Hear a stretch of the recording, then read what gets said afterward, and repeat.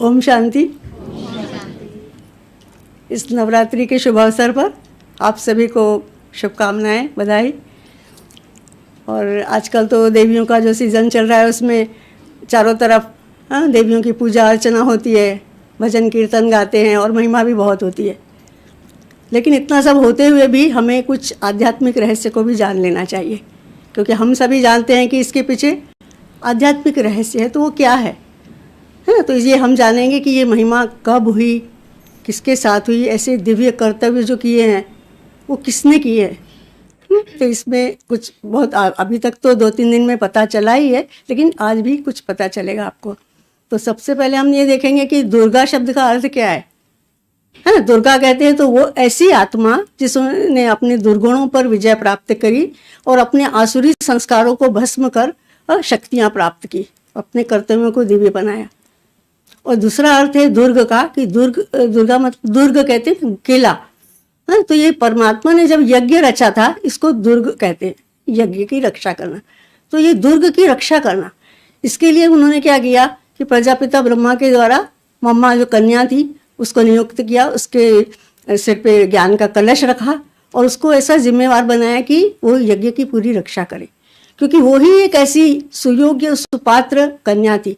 क्योंकि उस समय वो बहुत छोटी थी, लेकिन माताएं भी बहुत थी, लेकिन योग्य होना चाहिए ना जो सब जिम्मेदारी को संभाल सके। तो मम्मा में ऐसे गुण बहुत सारे थे। और ऐसा कहा जाता है कि जब शिव बाबा ने प्रजापिता ब्रह्मा में प्रवेश किया, उन्हें ब्रह्मा पद प्रदान किया, लेकिन कहा गया है कि हे मम्मा, तूने खुद को खुद ही बनाया, ब्राह्मी पद प्राप्त किया।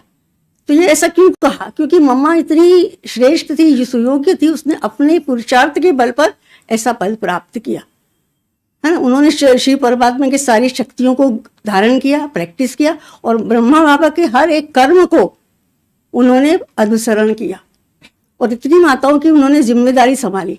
तो जिसने यज्ञ की रक्षा की, दुर्ग की रक्षा की और दुर्गुणों को समाप्त किया, तो जरूर उसका ये सही मायने में वो दुर्गा माता कहलाती है, वो यज्ञ माता कहलाई, छोटी होते हुए भी। और फिर हम दुर्गा माता के बारे में जानेंगे कि उन्हें क्या कहते हैं, अष्टभुजाधारी असुर संहारिणी दुर्गा माँ। तो अष्टभुजाधारी क्यों कहा? 8 भुजाएं तो नहीं होती है, दिखाते जरूर है भक्ति में, लेकिन 8 भुजाएं मतलब अष्ट शक्तियों को उन्होंने धारण किया और अपने और दूसरों के विघ्नों को, समस्याओं को, सभी परिस्थितियों से उन्हें पार किया और अच्छे जीवन जीने की कला सिखाई। और भुजाओं में जो भुजाएं मतलब चक्कियों का प्रतीक है, और उसमें जो अस्त्र शस्त्र भी दिखाए हैं वो है सब ज्ञान के सूक्ष्म अस्त्र, कोई स्थूल हिंसक अस्त्र नहीं है। तो इस तरह से ये दुर्गा माता जो असुर संहारिणी है उसका वर्णन आ जाता है। और फिर दुर्गा माता को हम क्या देखते हैं? शेर पे सवारी करना। तो क्या शेर पे कोई सवारी कर सकता है? शेर तो बैठने भी नहीं देगा। तो ये क्या है? मम्मा की जो मम्मा कन्या थी उसका सामना करने की जो शक्ति थी, उसमें किसी भी परिस्थिति को किस प्रकार उन्होंने सामना किया, वो सामना करने की शक्ति थी, उसका प्रतीक है। और साहस, पराक्रम, उल्लास और अभय वृत्ति की परिचायक है। ये सब उसका परिचय देते कि वो कितनी पराक्रमी थी, कितनी निर्भय थी, कितनी अभय थी, वो निडर थी। तो ये सब बातों से हम देखते हैं कि मम्मा बिल्कुल सुयोग्य थी इस यज्ञ की रक्षा के लिए। और फिर क्या आता है शेर के, उसमें हम कई बातें देखते हैं ना, शेर क्यों बताया शेर पे सवारी। तो शेर को कहते हैं ना जंगल का राजा था। तो राजा था मतलब वो तो शान से चलता था, उसकी स्पीड भी तीव्र थी, लेकिन मम्मा कैसी थी? हमको क्या सिखाया है? कर्मेंद्रियों के राजा बनो। तो मम्मा पूरी तरह से आत्मा राजा का पाठ उन्होंने पक्का किया था, मैं आत्मा राजा हूँ, मालिक हूँ। ये कैसे पता चलता है कि कई बार क्या होता था, वो बहनें पूछती थी मम्मा आप क्या सोच रही, क्योंकि मम्मा क्या गंभीर रहती थी, चुप रहती थी और अपना काम करती थी। तो पूछते थे मम्मा आप क्या सोच रही हो? तो कहती थी क्या सोचना है, मैं अपने कर्मेंद्रियों से काम करा रही हूँ और मैं साक्षी होकर देख रही हूँ। तो उनका आत्मा राजा का पाठ बहुत पक्का था, ठीक है। और फिर क्या कहते हैं कि शेर की चाल बहुत शान वाली होती है, उसकी तीव्रता बहुत होती है चाल में। तो ब्रह्मा बाबा क्या कहते थे कि मम्मा की चाल देखो कभी, है वो कैसे चलती है, कितनी रॉयल्टी है उस चाल में। और तीव्रता की बात कैसे आई?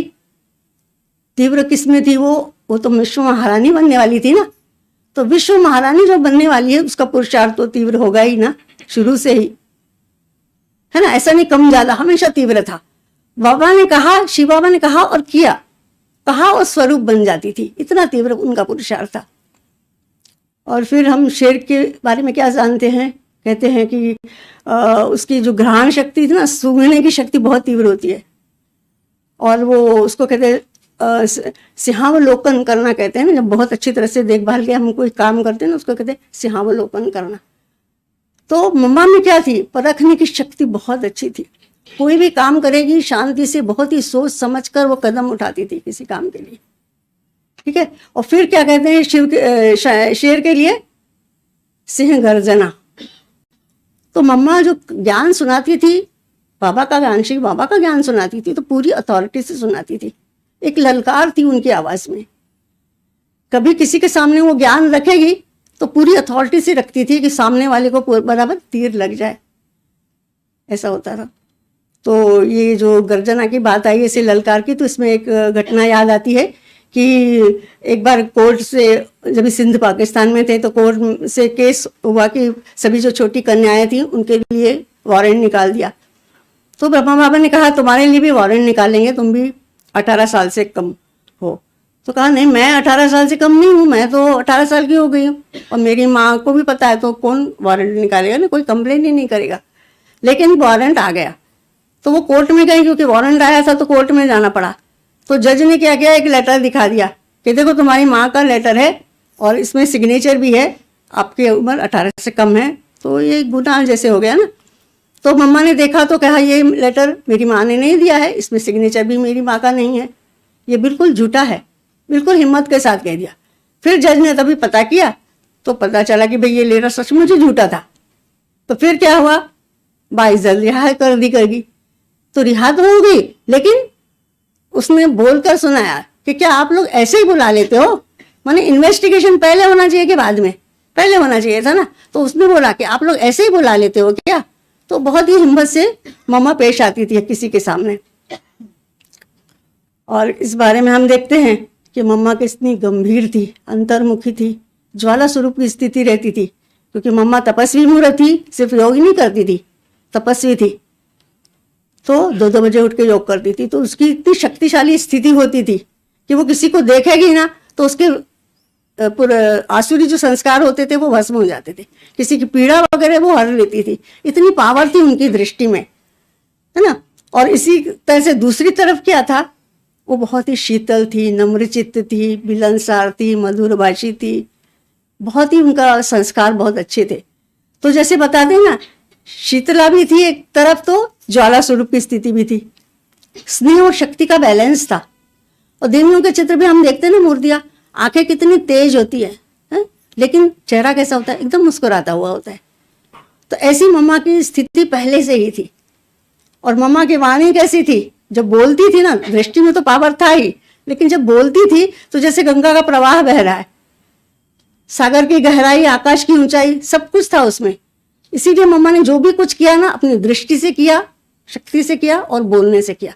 तो इसके 1-2 उदाहरण छोटा सा दे देती हूँ, थोड़ा सा 1 मिनट में, कि वो जो एक बार भाषण दे रही थी मम्मा अच्छी तरह से, तो दूसरी तरफ क्या था कि एक व्यक्ति कुछ आर्ग्यूमेंट्स कर रहा था, है ना। तो फिर मम्मा ने अपना भाषण चालू रखा। बाद में जब हो गया भाषण तो मम्मा ने उसको दृष्टि दी, तो उसके क्रोध वगैरह जो था ना, आर्ग्यूमेंट विरोध कर रहा था वो, तो वो सब नष्ट हो गया और मम्मा के चरणों में आ गया और माफी मांगने लगा, आंसू बहाने लगा।